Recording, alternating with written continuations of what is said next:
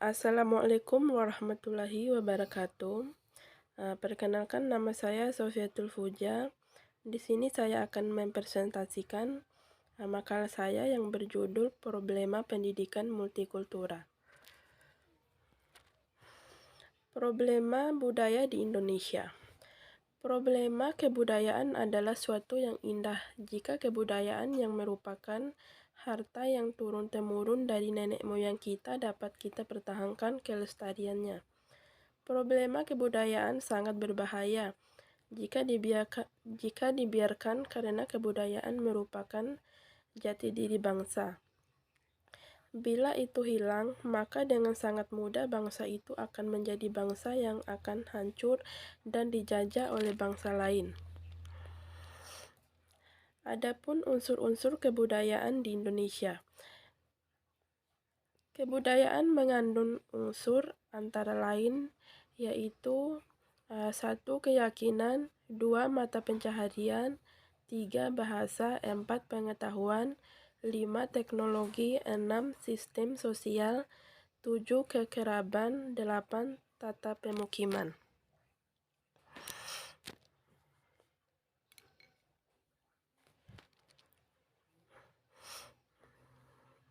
Kemudian jenis-jenis problema kebudayaan di Indonesia.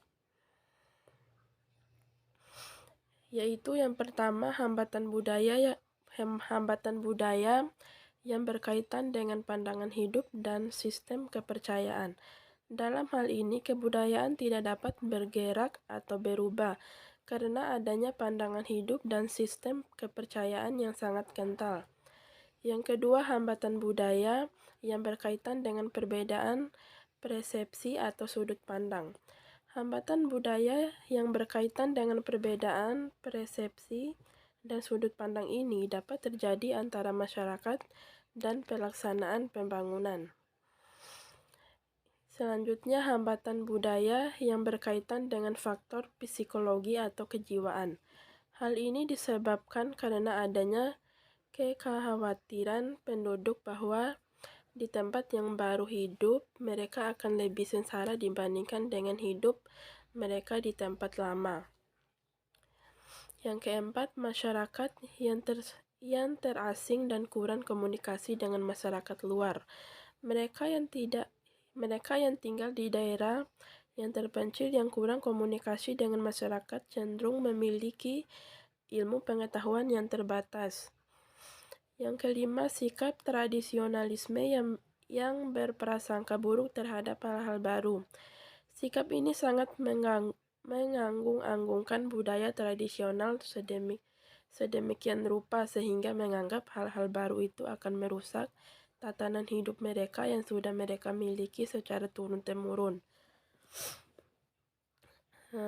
Terus sikap etnosentrisme adalah sikap yang menganggungkan budaya suku bangsa sendiri dan menganggap rendah budaya suku bangsa lain.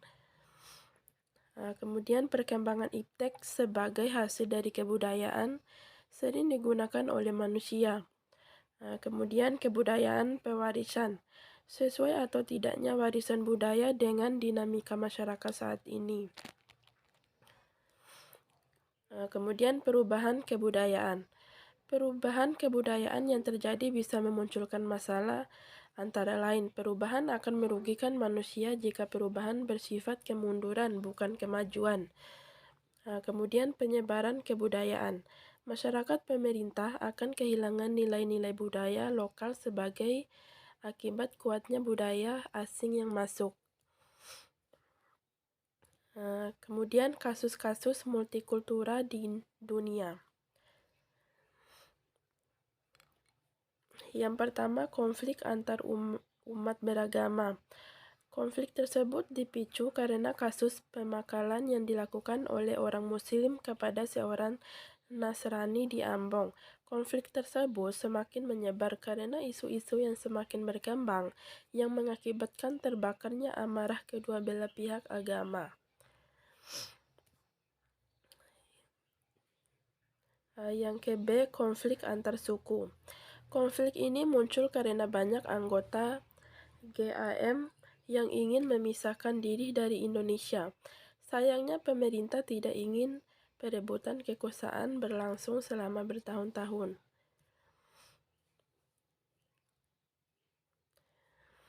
Kemudian pendekatan multikultural sebagai konsumsi konflik. Pendekatan yang pertama yaitu pendekatan histori. Pendekatan ini mengandaikan bahwa materi yang diajarkan kepada pembelajaran dengan menengok kembali ke belakang. Yang kedua, pendekatan sosiologi. Pendekatan ini mengandalkan terjadinya proses kontekstualisasi atas apa yang pernah terjadi di masa sebelumnya atau datangnya di masa lampau. Ketiga, pendekatan kultural. Pendekatan ini menitik beratnya kepada otensitas dan tradisional.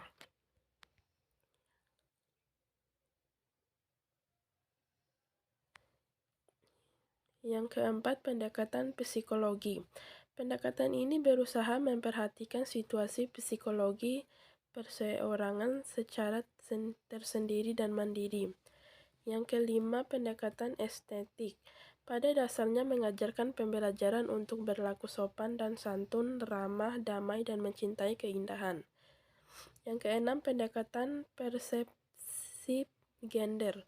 Pendekatan ini mencoba memberikan penyandaran kepada pembelajaran untuk tidak membedakan jenis kelamin, karena sebenarnya jenis kelamin bukanlah hal-hal yang menghalangi seseorang untuk mencapai kesuksesan. Sekian dari saya, kurang dan lebihnya mohon dimaafkan. Billahi taufiq wa hidayah. Wassalamualaikum warahmatullahi wabarakatuh.